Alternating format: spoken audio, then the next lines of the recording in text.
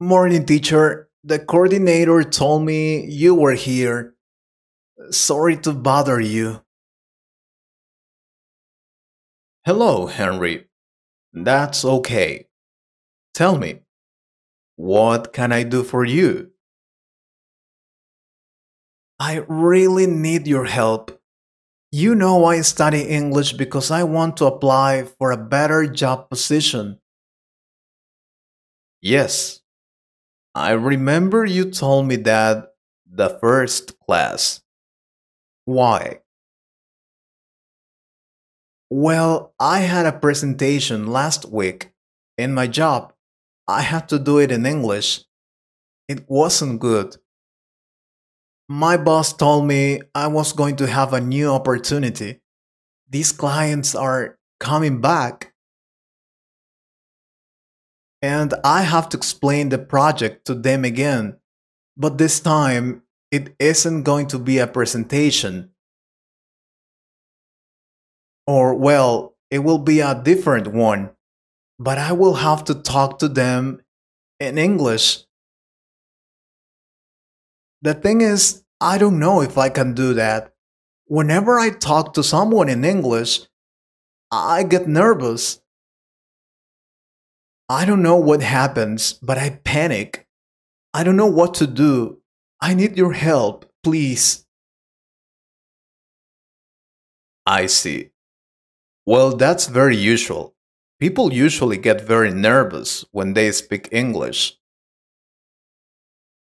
People often feel anxious about speaking in front of classmates, speaking to native speakers, making mistakes, and various other things. Anxiety is very common, but if the worries stop you from speaking, then you might miss opportunities to practice your English or job opportunities.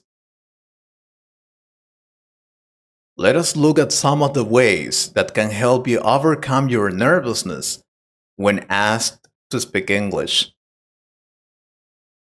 But first, it is important to keep in mind that making mistakes is part of learning.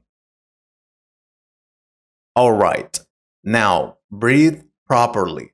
Breathing properly is important. And this means deep breathing. When you do this, you can keep calm and lower your anxiety. Breathing deeply reduces secretion of hormones that create stress. Seriously, you must be aware that you are feeling nervous. Before it is time for you to speak, take a minimum of 3 deep breaths. Other thing, don't aim for perfection. Remember that you are still a student, so you do not need to be perfect. Keep in mind that feeling nervous is a normal reaction to what's about to happen, and that even seasoned speakers feel the same way. If you feel that you should be perfect, you only increase your anxiety. What should be your objective is to show what you have learned. It is also one of the ways to know if you're doing good and where you can improve. You can only get better after you have made mistakes. Please never forget that. Another important thing, be mindful of your body language. Your body language has a bearing on how you feel. There are two types of body language: open and close. An open body language helps you become confident. You'll feel very nervous if you have a closed body language. And also, remember to have eye contact with the audience and stand up straight.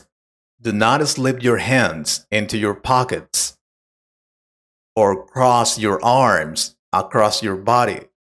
It doesn't help at all. Believe me. What else? Oh, remember the reason why you're learning English. Remembering why you are learning the English language will help you feel more confident and relaxed. You don't remember your objective only during the time that you are asked to speak. You should remember it every day so you'll be motivated to keep going. It's really helpful. For example, in your case, remember you're learning English because you want a better job. Use it to motivate yourself. It really works. Oh, but more important, be prepared. Knowing what you're going to say beforehand will help you to build up the courage to speak. It is easier to prepare when you know what topics to work on. Like in your case, you know what you're gonna say to the clients. So prepare as much as possible for that. Investigate, practice, make the best presentation ever.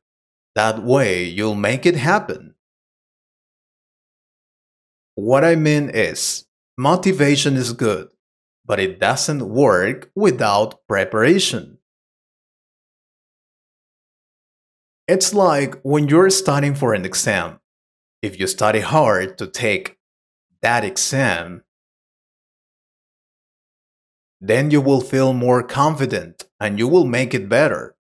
It is the same with English. I will give you one example. Years ago, I had an important meeting with native speakers. They were teachers from other countries, from England, Australia, Canada. It was a conference and they were gonna talk about education. I knew that. I knew I was going to talk to them in English. Everything related to education, of course.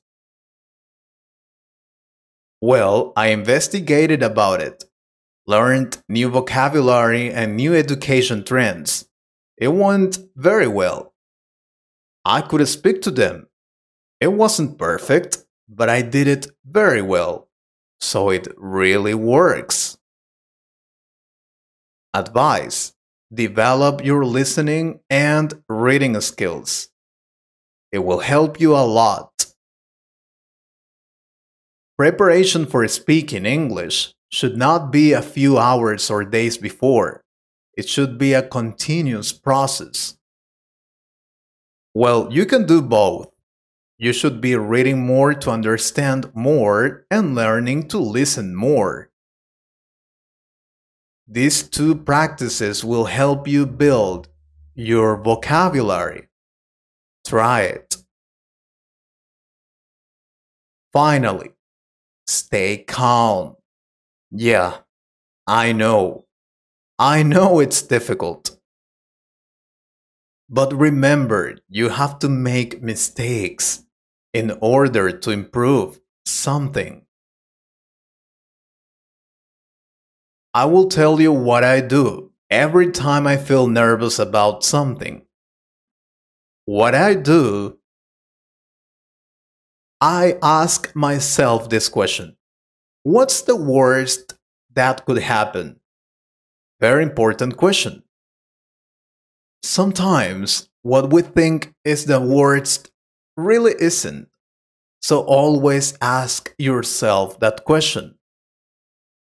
And you're a good student. I am sure you will do it very well.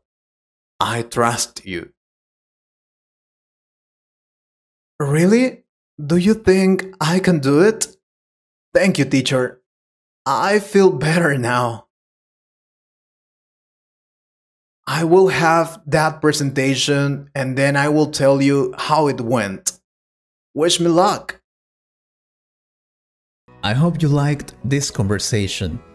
If you could improve your English a little more, please subscribe to the channel and share this video with a friend. And if you want to support this channel, you can join us or click on the Super Thanks button. Thank you very much for your support. Take care.